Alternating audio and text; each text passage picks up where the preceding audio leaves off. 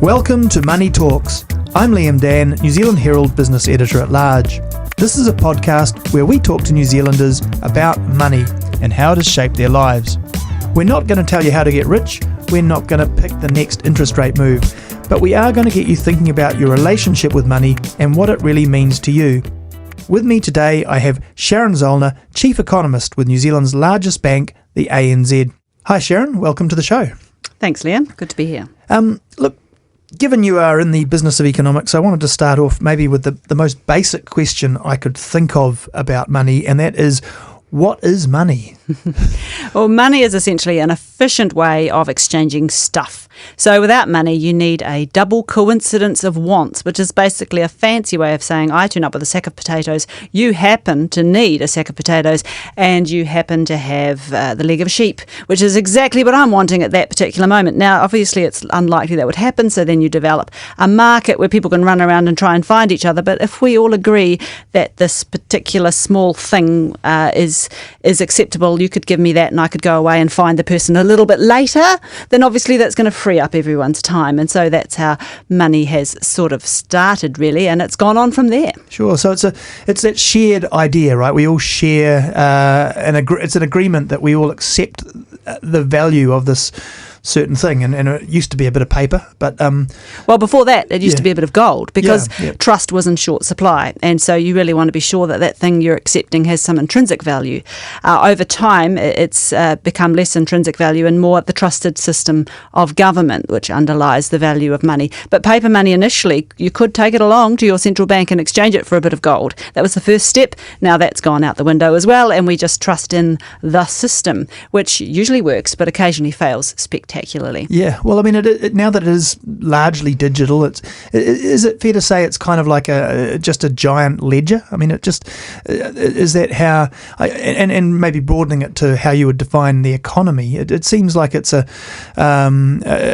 giant balance sheet, just with everyone agreeing that you've got this much, I've got this much, and where it all sits. Yeah, I think that's a fair description. We've moved away from the cash and the coins, but it still is fundamentally based on trust, that you believe that the next person will accept your EFTPOS or your credit card because they know that they can then go and spend that money, whether it's physical or digital. It does rely on this belief that we all are going to buy into this system, and that is a pretty fundamental tenet of money. You lose that, then people will avoid your money and start using, the US dollar is a popular one in emerging markets, for example, if they lose that trust, and that has a real cost. Yeah, that's clearly, when things go really wrong, it's often because that trust in the system has failed. Look, I'll come back to a bit more of that, but I wanted to the nature of this podcast is to get a little bit of a personal take on your relationship with money. So I wondered if you can remember, earliest memories of money, or when you sort of a time when you can remember holding cash in your hand as a child. Yes, certainly our pocket money used to be in physical form. The coins were enormous, very heavy. We used to line them up and in age by the year, and look at how the Queen got older and older. Yeah. I also remember how smelly coins were, and your hand would smell very metallic and very grubby after handling it quite a lot. We used to collect the 5-cent pieces. There was one of the banks had a little folder you could put the 5-cent pieces in. Right, yeah. And after a period, have the huge sum of $2, which seemed like some sort of miracle, because of course $2 got a lot of lollies back then. Yeah. And that's how we measured the value of money. And I was going to ask what sort of things you saved up for. Sounds like you might have been a spender when you had enough for it was 50 cents mixtures. But I had to save those 5 cents to get my $2. Back in those days, you could actually get a 5-cent mix. I mean, 5-cent mix now would be half of a pineapple lump, I suspect. So, times have changed. But no, I've always been a saver, I would say. Yeah.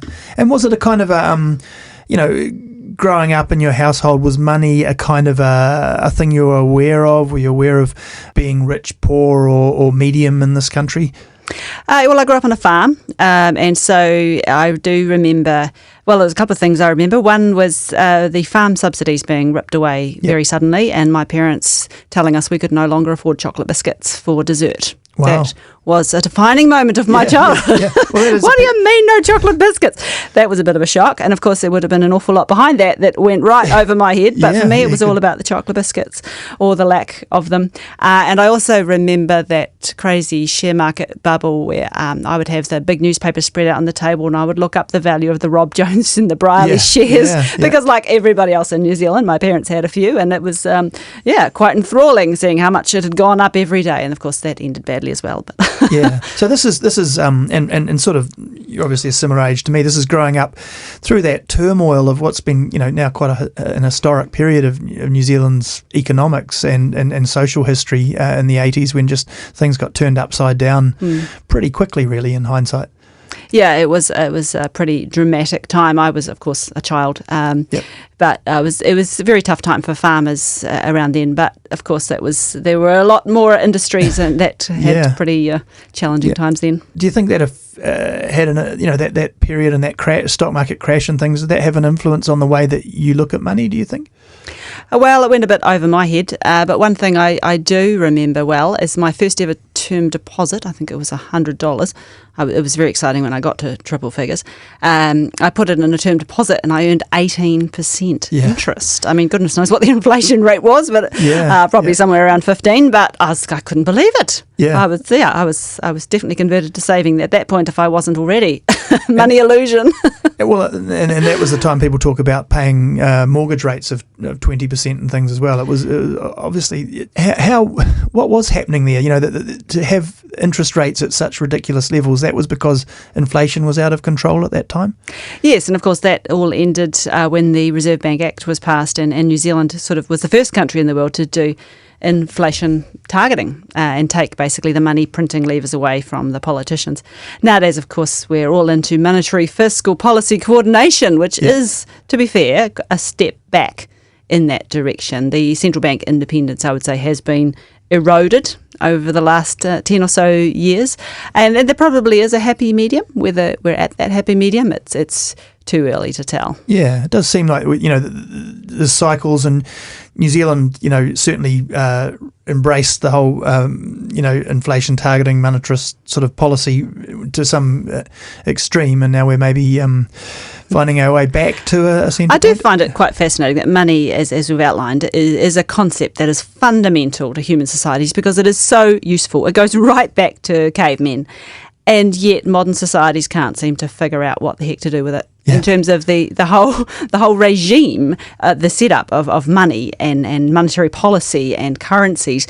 It goes through these cycles, but we've still not managed to find the sustainable solution. I mean, inflation targeting is the latest one, but people are questioning whether that is going to be fundamentally challenged by what we've seen in the last 15 years. What comes next? I don't know, but I would say that you'd be brave to assume that any regime is permanent because history shows it evolving constantly. Yeah, and I guess politics sort of plays a part and gets in the way. I mean, I was going to ask because sometimes economics gets called the dismal science. I mean, how much is it a science, and how much is it dismal? Yeah.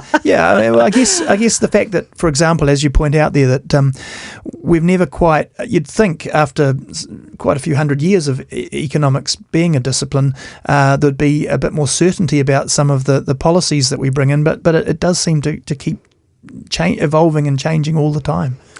Yes, well, economics is an unusual subject at university. You could count it towards a BA, a BSc or a BCom when I was at university because it really does fall between a lot of disciplines.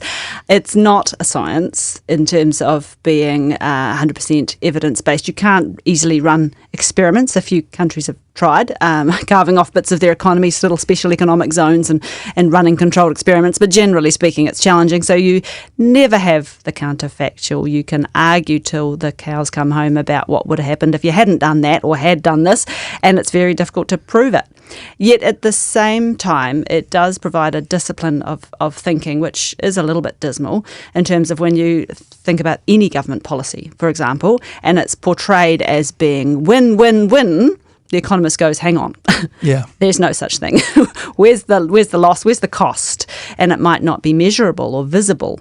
And there is, of course, a bias, natural bias amongst politicians to put more weight on the visible benefits and less weight on the invisible or widely spread costs. But those costs are there and they can be really important. And so I think that's an important role of economists, just to have that discipline to think about the big picture and realise, money doesn't grow on trees, as you said, to bring it back to money. There is no magic wand we can wave, whether that's monetary policy or fiscal, anything else. There's always a cost. It might not be immediate, it might not be visible, but there is a cost, and it's really important that somebody is pointing that out, even if we can't be precise about exactly what it is. Yeah, so I mean that's obviously what you see is one of the key roles, because yourself and quite a few other economists now have become fixtures in our media, thanks partly to people like me writing about you. But thanks, Liam. So I wonder how would you advise people to interpret what they read from economists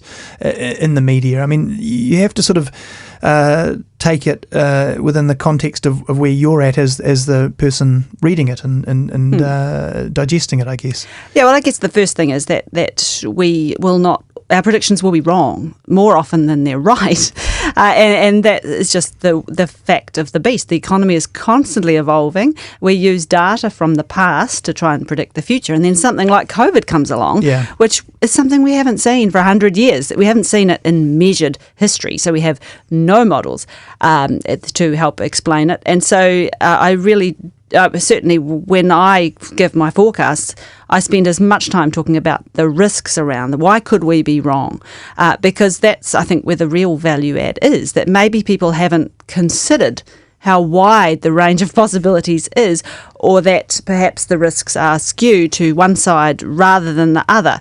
I can't tell people what to do with their businesses, but I can help people understand that the bigger picture and maybe understand what's going on in the broader economy beyond their particular slice of it and how that might impact them, or perhaps make people realise that they are swimming in a school of fish and they might think they're making their independent little decisions, but actually, particularly when it comes to things like housing, but the economy more broadly, we do all tend to make the same decisions at the same time for the same reasons and not realise that in itself can have large consequences down the track. Whatever they might be. I mean, I guess that's one of the reasons I quite enjoy talking to economists, and a little bit more sceptical sometimes talking to political people, because a good economist will just change their view quite regularly when the facts change, right? And you don't see that so much from politicians. Well, if you don't change your mind when the facts change, then you're not really doing anybody any favours.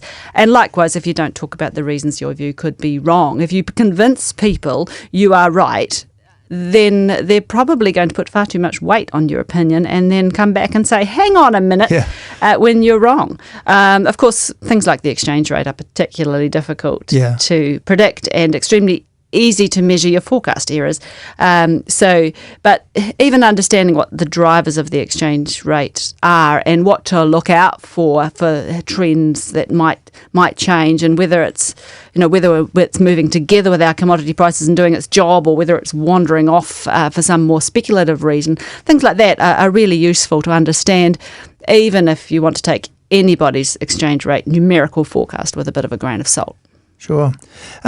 Just to jump back into your story a bit. So university, you decided on economics. What drew you to the subject? I sort of fell accidentally into economics, actually. I hated chemistry. Sorry, chemistry teachers. I found it quite stressful. I did well in it in the end, but I didn't want to carry on with it in my final year of school. And economics you could pick up in seventh form. So I didn't love it immediately, but I did appreciate the mix of the right and the left brain, the creativity, but with the maths, with the that sort of side of it. And so when I went to university, I was doing a BA primarily in English, actually, in English literature, but I thought, well, I need something to show that I've got those other skills as well. So I did a bit of maths and a bit of economics, but I didn't do a lot of it. I did enough to do a double major, and then I was planning on doing a BA Hons in English, and I went to see a lecturer at the beginning of, at the end of my second year. He said, well, I just want to do the two most fun subjects to finish off my double major in economics. What's the most fun? So by the time I left his office, I was doing the most serious, heavy, hard work economic subjects, picking up the statistical prerequisite that I'd missed and some more maths in order to leave open the option of doing honours in economics. And I owe him a debt of gratitude. Pim Boren, there you go. There's a shout out to Pim Boren, health economist, who persuaded me that I really should leave my options open. And I'm so grateful to him, because then I went on and did a summer internship before my honours year at the Reserve Bank and loved it, and realised that the subject that I'd found could be a little dry, to be fair, could actually lead on to some really interesting work that at its heart is about people. Yeah. Really, people's choices, people's opportunities, who gets what, when, all of these questions that people really, really care about. And I haven't really looked back since then. So it's when you saw it put into practice, you could start to see the value a bit more.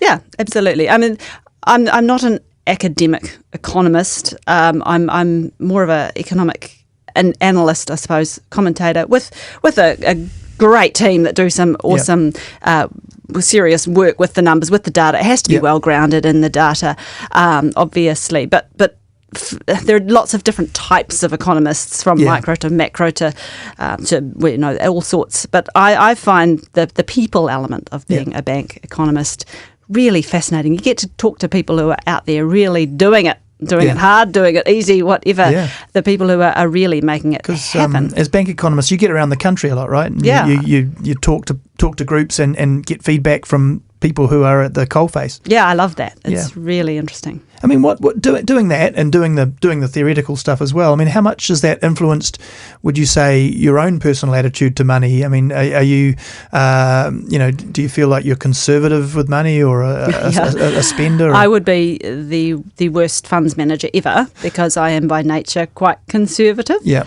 That saver has never gone away, and I'm just in life never been much of a risk taker. I had a little breakout in my 20s perhaps, and I went travelling overseas and tried a few different things, but I'm not a speed downhill mountain biker in finances or in real life, but that's okay. I don't need to be. We're all different, and in the end, a large part of your investment strategy is what will allow you to sleep at night. Really, I mean, it's not all about your returns at the age you turn 65. You have to sort of find something that you can live with. Yeah. So it's more about, I guess you get your basic personal finance things in the right direction, the right shape, and then that's sort of enough.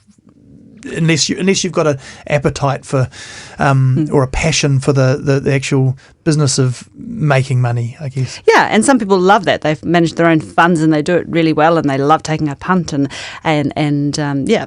but that's not really me. Yeah, I mean, a lot of that is risk assessment, isn't it? A lot of, when you look at what fund managers do and what economists and even economic journalists do, it's about assessing the risk, but then aligning it with what risk appetite you have, I guess. I get asked personal finance questions all the time, and I'm very happy to be able to say that New Zealand legislation doesn't allow me to give any personal financial advice, because I really the barbecue questions all the time about interest rates. Yeah, well, I can say what our interest rate forecasts are, but I can't tell people what investment decisions they should make. And personally, I'd struggle with that responsibility. So I'm very happy that we have many excellent people who are well trained to do that. Yeah, I mean, I get the feeling, and I've found over the years too that the more I've learned about money, and if you haven't spent a lot of time looking at economics and things, people think there might be some magic formula, but the more you learn, the more you realise that ultimately, in the end, if you want to get really rich, there is an element of risk taking and I guess skill, luck, and all those things involved. But there isn't some magic economic formula that if you just read the right book, it's going to. I think writing books on how to get rich is a well-trodden path to getting rich. Not bad. And I don't think the FMA would mind you mentioning that. Great, yeah, and the other one is debt, of course. So as economists, there's always a lot of concern about debt. I get one of the things I get most feedback from readers on is worrying about the national debt and the private debt and all those sort of things. I mean, do you consider yourself debt averse? Me personally, in my own finances, if I've got debt, I really like to. I find it very satisfying to pay it off as fast as possible. Of course, with interest rates so low, there are many people taking the exact opposite approach, and that's entirely rational as well, because interest rates have never been so low, and everyone's expecting them to stay so low. But I guess being a saver is embedded deep into my DNA. But of course, people's decisions in aggregate do have a very large say in how the economy goes. And at the moment, we're dealing with a real negative income shock, the loss of tourism's foreign exchange earnings. We're backfilling that with debt-fueled growth, whether that's government debt or household debt. It's a bit of both, not so much firms. Firms are not very gung-ho about borrowing at the moment, but households are, and the government, of course, took on a lot of debt to get New Zealand through that lockdown. So that's absolutely the right thing to do. You're hoping to smooth out the business cycle, but in backfilling that hole now, we have to accept that we're going to have to trim our spending going forward. That's the thing about debt. You are bringing forward consumption from the future. And I think what gets a little concerning when debt gets to very, very high levels is that future doesn't arrive smoothly. It arrives all at once. Yeah. And when everyone pulls their heads in at the same time, that's a recession. Yeah. And how much do you worry about that personally? I mean, I know you've got your views as an economist and as your team, which, you were perceived as being sort of one of the gloomier economics teams in terms of outlook, say about a year or so ago, pre-COVID. That may have actually changed around because it shifts with how you're assessing the numbers. But how do you balance optimism versus pessimism in how you view the future of the economy and society? Yeah, I suppose I am a bit of a drama queen, and I find the tail risks by far the most fascinating thing out there. What could go horribly wrong? But of course, that is a tail risk by definition. It's very unlikely to happen. And fortunately, New Zealand is in pretty good stead. The government debt's on current projections going to end up a lot lower than many countries started going into this, which is fantastic because you never know what the future will bring, and we have a fault line running the length of our country, and so on and so forth. Household debt is high. Also in an international comparison, not just a historical one. So we do need to be aware that there are risks associated with that. It could go much further. If you look at where Australia is, this debt bender could go on for quite a while yet. But so far so good seems to be the lesson from the last few years of history. But it is sitting out there as a risk, and the Reserve Bank talks about it in every financial stability review, the risk about dairy debt and household debt. But in some countries, it's every type of debt has gone up. And yes, that is... If we really hit nasty times ahead, then basically whether you're a household, a firm or a government, if you've got a great deal of debt, you are less agile and less resilient. Yeah, I mean, looking at New Zealand's recent history and having talked to a number of finance ministers over the years. In fact, I talked to Sir Michael Cullen for this show. It does seem that New Zealand slightly conservative characteristic comes through, and it has left us in good shape debt wise. But whether it's almost bipartisan that that New Zealand governments seem to agree that we need to be cautious because we're vulnerable to external shocks, whether that's because we know we have earthquakes or whatever might be coming around the corner, like pandemics. And that is important. The Fiscal Responsibility Act has been incredibly effective, but the only reason it's effective is that New Zealand politicians believe that the New Zealand voting public will judge them harshly for anything that looks like imprudence. Yeah. Yet globally, prudence is very out of fashion. Yeah. People seem to be taking the lesson from the last 10 years that we can print money and fund endless government spending to meet whatever priorities we may have, and that fails my magic wand test. I mean, I guess and also we're a small country, so if you're America and you're the most powerful nation in the world, maybe I don't know, and I do not want to get into MMT and because I get too many letters, but the idea that you can print endlessly money, or you can just print money and write off the creation of it. it seems to me something that is particularly difficult if you're a small country and you're bound by all the, whatever rules that we're not even as big as probably some of the giant banks in the world, let alone other countries. Well, US government debt is practically 100% of GDP now, with neither political party having any apparent plan to rein it in.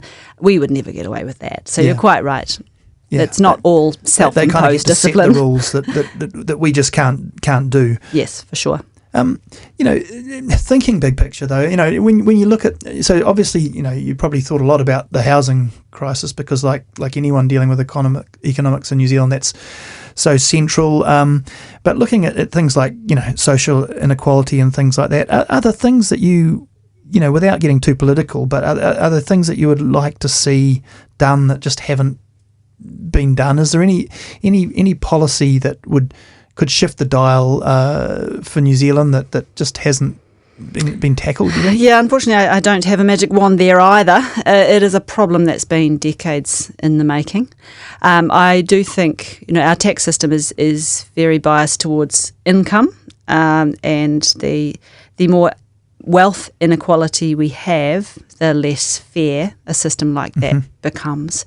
So I think it's not necessarily going to stop the housing market in its tracks, but at some point we're going to have to think carefully about whether some kind of tax on wealth is fair and necessary. But of course it wouldn't be popular with a section of society that tends to vote in large numbers. And that is, of course, the challenge. And it's also a challenge for things like housing supply, that not that many people even vote in local body elections, but those that do are primarily homeowners who may not have the same incentives as renters or people who want to buy houses. I guess I have some sympathy for countries that just say to people, you have to vote. But then, of course, you end up with the ridiculous situation that if you don't randomise the names on the form, then the people at the top get all the votes, because a lot of people just aren't engaged in that process, I think it's fair to say. So, I guess in looking at New Zealand's economy, and where there are inequalities and imbalances, does housing sort of stick out? I guess, are there other areas that of the economy that are problematic, do you think? Housing's the biggie for New Zealand, It's the big driver of wealth inequality and different living standards as well. We hold a very, very high proportion of our wealth in housing, and that's largely, I think, because of its tax benefits. Possibly there were also some scarring from that equity crash we were talking about in the 80s, but that was a very long time ago now. I think people are responding to the tax incentives with which they are presented largely. There does seem to be some sort of cultural affinity with owning property, but I guess that exists everywhere. Would you say that you're a believer that things like taxation are pretty fundamental drivers of behaviour? Absolutely. The Tax Working Group came up with a chart that explains it all, basically. The marginal tax rate on, firstly, your own property, and then secondly, an investment property. And then miles behind those two is everything else you can invest in. So over time, more and more people are going to figure that out. And we've really only tinkered with that at the edges in terms of like the Bright Line test, for example. It does mean that, we struggle for things like venture capital and depth in our equity markets as well. That money that's going into housing isn't going elsewhere. So our financial markets, outside of, say, the bond market, we do struggle with liquidity, our debt capital markets. And if we had more diverse holdings of household wealth, then that would be helpful, really, in those terms. Sure. That's great. Look, I'll just finish up with a broad question about, where we are right now. We've got this COVID thing that's very hard to pick. It's just another enormous variable in all your economic equations, I think. But how are you feeling about the year ahead? Do you feel optimistic about New Zealand's chances of getting through this thing? Yes, but what's happened this week is a big reminder that we are riding our luck, and that it could all change quite quickly. But you have to say, where would you rather be? New Zealand, if we can keep it together and keep the virus out until we're vaccinated, we will come out of this with much, much less scarring than most countries. Not scot-free. The scarring in the tourism sector will be quite extreme, and we will come out of it with a much larger debt burden than we went in. Mm-hmm. But compared to what's happening in other countries, where they're looking at potentially quite a large lift in long-term unemployment, and that has horrific consequences for the individuals involved. Yeah. It's really hard to get back on that boat when you fall off. And after the global financial crisis in America, for example, there's a whole bunch of men in particular, middle-aged men, who just never got back on that boat. Yeah. And that has consequences for whole economies as well as for the individuals concerned. Here we have a tight labour market, partly because we're missing all the backpackers to pick our fruit and the likes, but firms still say their largest problem is finding skilled labour, which is what they said before COVID.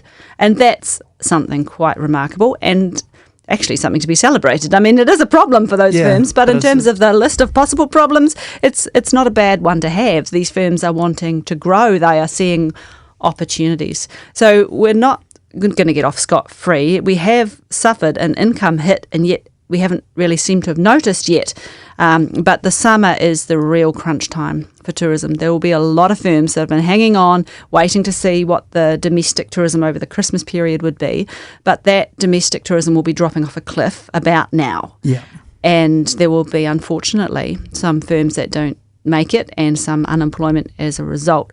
But I'm a lot more optimistic that there will be alternative opportunities for those people if they are willing to move, perhaps, and willing to learn a new skill. That's the unfortunate thing. This shock is so weird, the way it's clobbering some sectors and giving a turbo boost to others, that the issue you always have in recessions is much worse, the fact that you've got mismatches in your labour market between the skills and the location of labour and where you need it. And so that's going to be quite difficult to work through, I would suggest. Yeah. That's great, Sharon. So we will look forward to those ongoing updates, changes and all as the facts change. But thanks for being here. Thanks for explaining some of the sort of behind the daily news bulletin stuff. So cheers. Thank you. Thanks, Liam. And that's it. Thanks for listening. If you've got feedback, drop me a line at liam.dann@nzherald.co.nz. And if you want to hear more of these, please subscribe at iHeartRadio or wherever you get your podcasts.